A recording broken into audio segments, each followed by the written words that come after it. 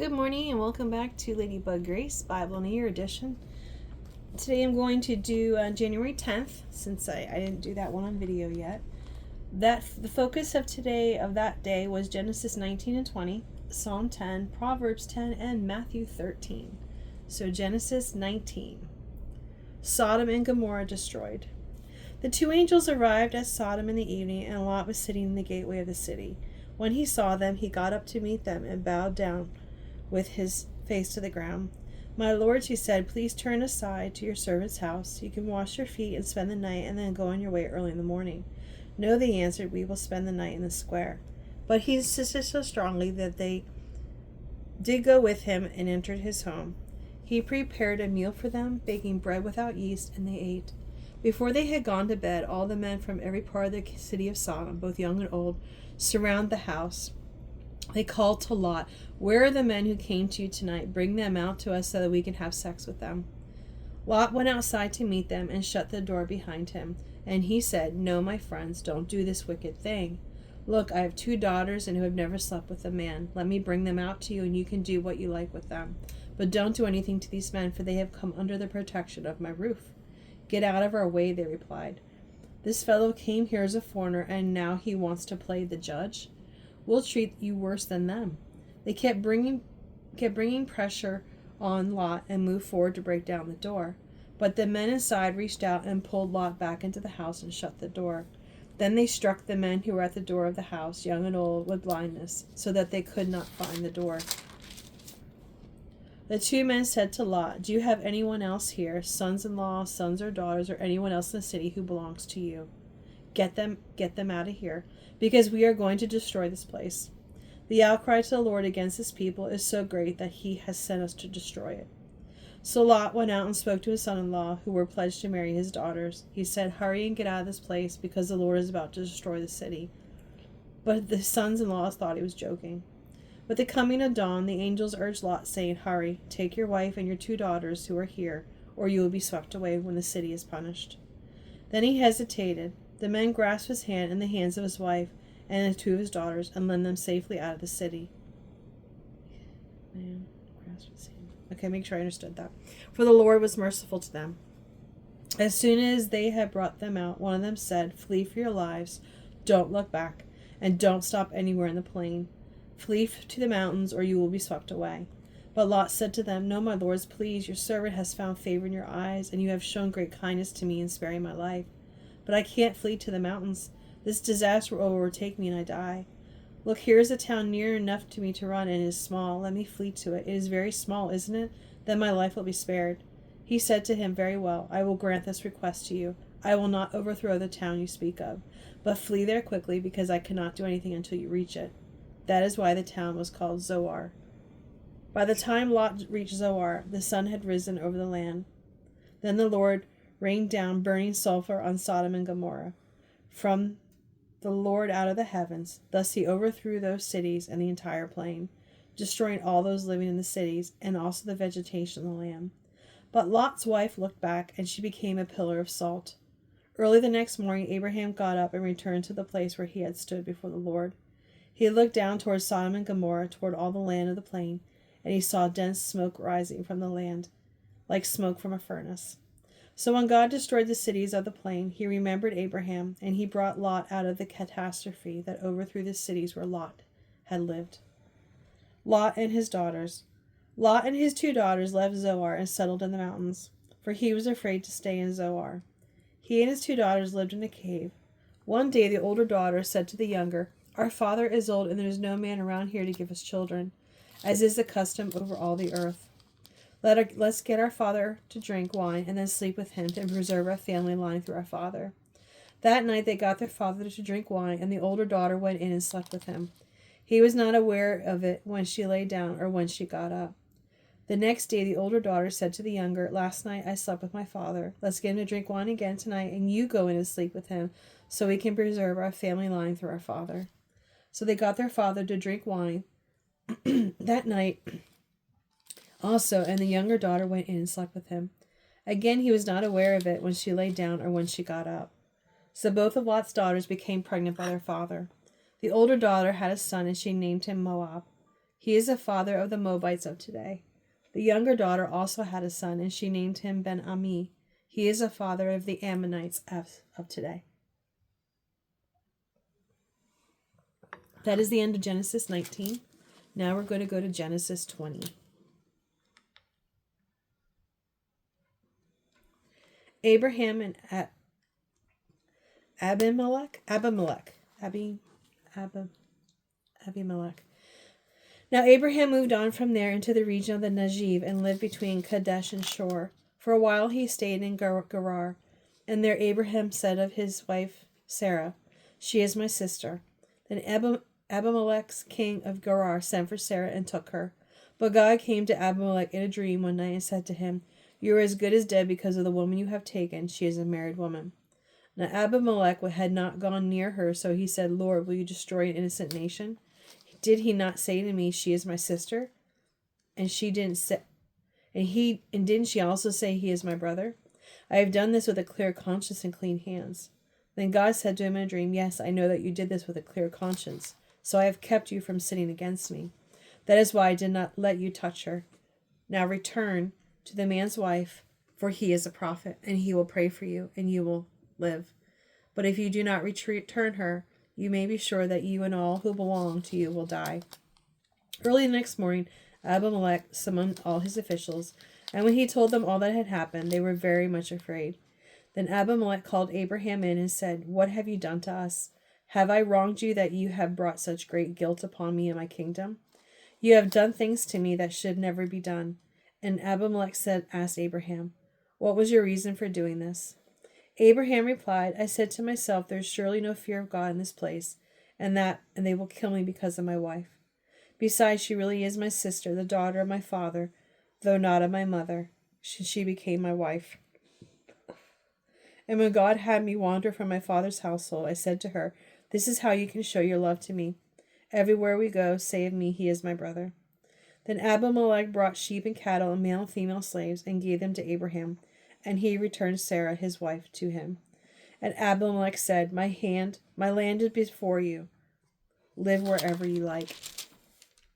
To Sarah he said, "I am giving your brother 1,000 shekels of silver. This is to cover the offense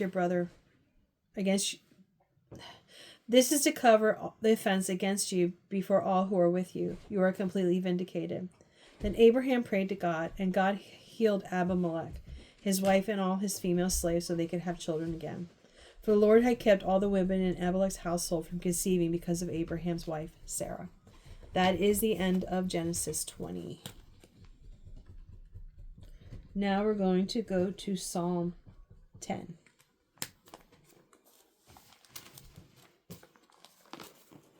The theme is, why do the wicked succeed? Although God may seem to be hidden at times, we can be assured that he is aware of every injustice. Why, Lord, do you stand far off? Why do you hide yourself in times of trouble? In his arrogance, the wicked man hunts down the weak, who are caught in the schemes that he devises. He boasts about the cravings of his heart. He blesses the greedy and reviles the land. In his pride, the wicked man does not seek him. In all his thoughts, there is no room for God. His ways are always prosperous. Your laws are rejected by him. He sneers at all his enemies. He says to himself, "Nothing will ever shake me." He swears, "No one will ever do me harm." His mouth is full of lies and threats. Trouble and evil are under his tongue. He lies in wait near the villages. From ambush he murders the innocent. His eyes watch in secret for his victims. Like a lion in cover, he lies in wait. He lies in wait to catch the helpless. He catches the helpless and drags them off in his net. His victims are crushed. They collapse. They fall under his strength. He says to himself, God will never notice. He covers his face and never sees. Arise, Lord, lift up your hand. O God, do not forget the helpless. Why does the wicked man revile God? Why does he say to himself, he won't call me to account? But you, God, see the trouble of the afflicted. You consider their grief and take it in hand. The victims commit themselves to you.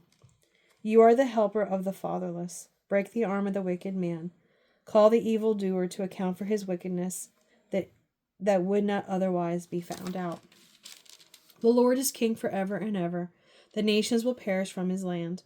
You, Lord, hear the desire of the afflicted.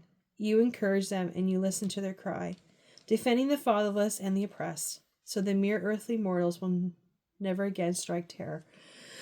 Excuse me. Psalm 10. 10, 12. Now we're going to go to Proverbs 10. Wisdom for all people. These short couplets are what we commonly recognize as proverbs. They cover a wide range of topics. The first section was written by Solomon. The next two sections were written by others, but collected by Solomon. These sayings give people practical wisdom for godly living at every stage of life. The Proverbs of Solomon. The wise son brings joy to his father, but a foolish son brings grief to his mother. Ill-gotten treasures have no lasting value, but righteous delivers from death. The Lord does not let the righteous go hungry, but he thwarts the craving of the wicked. Lazy hands make for poverty, but diligent hands bring wealth. He who gathers crops in summer is a prudent son, but he who sleeps during harvest is a disgraceful son. Blessings crown the head of the righteous, but violence overwhelms the mouth of the wicked. The name of the righteous is used in blessings, but the name of the wicked will rot. The wise in heart accept commands, but a chattering fool comes to ruin. Whoever walks integrity walks securely, but whoever takes crooked paths will be found out. Whoever winks maliciously causes grief, and a chattering fool comes to ruin. The mouth of the righteous is a fountain of life, but the mouth of the wicked conceals violence. Hatred stirs up conflict, but love covers all wrongs. Wisdom is found on the lips of the discerning, but a rod is for the back of one who has no sense. The wise store up knowledge, but the mouth of a fool invites ruin. The wealth of the rich is their fortified city, but the poverty is the ruin of the poor. The wages of the righteous is life, but the earnings of the wicked are sin and death. Whoever heeds discipline shows the way of life, but whoever ignores correction leads others astray. Whoever conceals hatred with lying lips and spreads slander is a fool. Sin is not ended by multiplying words, but the prudent hold their tongues. The tongue of the righteous is choice silver, but the heart of the wicked is of little value. The lips of the righteous nourish many, but fools die for lack of sense. The blessings of the Lord brings wealth, without painful toil for it. A fool finds pleasure in wicked schemes, but a person of understanding delights in wisdom. What the wicked dread will overtake them, what the righteous desire will be granted. When the storm has swept by, the wicked are gone, but the righteous stand firm forever. As vinegar to the teeth and smoke to the eyes, so are sluggards to those who send them. The fear of the Lord adds length of life, but the years of the wicked are cut short. The prospect of the righteous is joy, but the hopes of the wicked come to nothing. The way of the Lord is a refuge for the blameless, but is the ruin of those who do evil. The righteous will never be uprooted, but the wicked will not remain in the land. From the mouth of the righteous comes the fruit of wisdom, but a perverse tongue will be silenced. The lips of the righteous know what finds favor, but the mouth of the wicked only what is perverse. That is the end of Proverbs 10.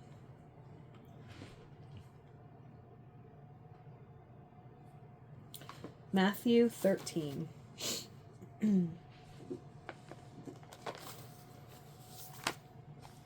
Jesus tells the parable of the 4 soils. That same day Jesus went out of the house and sat by the lake. Such large crowds gathered around him that he got into a boat and sat in it, while all the people stood on the shore. Then he told many things in parables, saying, A farmer went out to sow his seeds. As he was scattering the seeds, some fell on the path, and the birds came and ate it up. Some fell on rocky places where it did not have much soil. It sprang up quickly, because the soil was shallow. But when the sun came up, the plants were scorched, and they withered because they had no root. Other seeds fell among thorns, which grew up and choked the plants. Still other seeds fell on good soil where it produced a crop, and 160 or 30 times what was sown. Whoever has ears, let them hear. Jesus explains the parable of the 4 soils. The disciples came to him and asked, "Why do you speak in the people in parables?" He replied, "Because the knowledge of the secrets of the kingdom of heaven has been given to you, but not to them. Whoever has will be given more, and they will have in abundance. Whoever does not have, even what they have will be taken from them. This is why I speak to them in parables. Though seeing they do not see, though hearing they do not hear or understand. In them is fulfilled the prophecy of Isaiah. You will be ever hearing, but never understanding. You will be ever seeing, but not perceiving. For the people's heart has become calloused. They hardly hear with their ears, and they have closed their eyes. Otherwise they might see with their eyes, hear with their ears, and understand with their hearts. In turn, I would heal them. But blessed are your eyes because they see, and your ears because they hear. For truly I tell you, many prophets and righteous people long to see what you see, but did not see it, to hear what you hear, but did not hear it. Listen then to what the parables of the sower means. When anyone hears the message about the kingdom that does not understand it, the evil one comes and snatches away what was sown in their heart.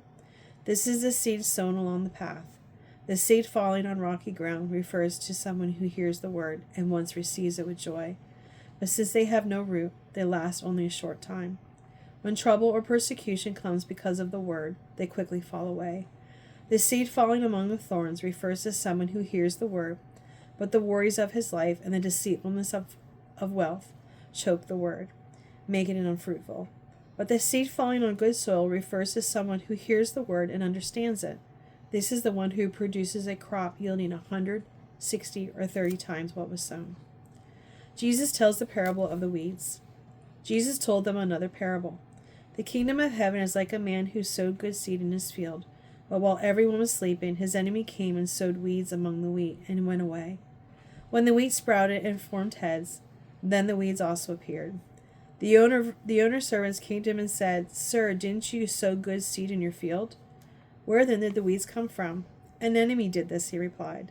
The servants asked him, "Do you want us to go and pull them up?" "No," he answered, "because while you're pulling the weeds, you may uproot the wheat with them. Let them both grow together until the harvest. At that time I will tell the harvesters, first collect the weeds and tie them in bundles to be burned. Then gather the wheat and bring them into my barn." Jesus tells the parable of the mustard seed. Hopefully you can understand that last parable with the weeds. It's kind of in the times we're in right now. Jesus tells the parable of the mustard seed. He told them another one. The kingdom of heaven is like a mustard seed, which a man took and planted in his field. Though it is the smallest seed of all seeds, yet when it grows, it is the largest of garden plants and becomes a tree, so that the birds come and perch in its branches. Jesus tells the parable of the yeast. He told them still another parable. The kingdom of heaven is like yeast that a woman took and mixed into about 60 pounds of flour until it worked through all the dough. Jesus spoke all these things to the crowd in parables. He did not say anything to them without using a parable. So was fulfilled what was spoken through the prophet. "I will open my mouth in parables. I will utter things hidden since the creation of the world." Jesus explains the parable of the weeds. Then he left the crowd and went to the house. His disciples came in to him and said, "Explain to us the parable of the weeds in the field." "The one who sowed the good seed is the Son of Man. The field is the world, and the good seed stands for the people of the kingdom. The weeds are the people of the evil one, and the enemy who sows them is the devil. The harvest is the end of the age, and the harvesters are angels. As the weeds are pulled up and burned in the fire, so will be at the end of age. The Son of Man will send out his angels, and they will weed out of his kingdom everything that causes sin and all who do evil. They will throw them into the blazing furnace, where there will be weeping and gnashing of teeth. Then the righteous will shine like the sun in the kingdom of the Father. Whoever has ears, let them hear." Jesus tells the parable of the hidden treasure. The kingdom of heaven is like a treasure hidden in the field. When a man found it, he hid it again, and then in his joy went and sold all he had and bought that field. Jesus tells the parable of the pearl merchant. Again, the kingdom of heaven is like a merchant looking for fine pearls. When he found one of the great value, he went away and sold everything he had and bought it. Jesus tells the parable of the fishing net. Once again, the kingdom of heaven is like a net that was let down into the lake and caught all kinds of fish. When it was full, the fishermen pulled up to the shore, and as they sat down and collected the good fish in baskets, but threw the bad one away. This is how it will be at the end of age. The angels will come, separate the wicked from the righteous, and throw them into a blazing furnace. There will be weeping and gnashing of teeth. Have you understood all these things? Jesus asked. Yes, they replied. He said to them, Therefore every teacher of the law who has become a disciple in the kingdom of heaven is like the owner of a house who brings out his storeroom new treasures as well as old. Jesus encounters differing reactions to his ministry, where the people of Nazareth refused to believe. When Jesus had finished these parables, he moved down from there. Coming to his hometown, he began teaching the people in their synagogue, and they were amazed. Where did this man get this wisdom and these miraculous powers? They asked. Isn't this the carpenter's son? Isn't his mother's name Mary? Aren't his brother James, Joseph, Simon, and Judas? Judas. Aren't all his sisters with us? Where then did this man get all these things? And they took offense at him. But Jesus said to them, A prophet is not without honor except in his own hometown and in his own home. And he did not do any miracles there because of their lack of faith. Well, thank you for joining me for January 10th date. Have a great day.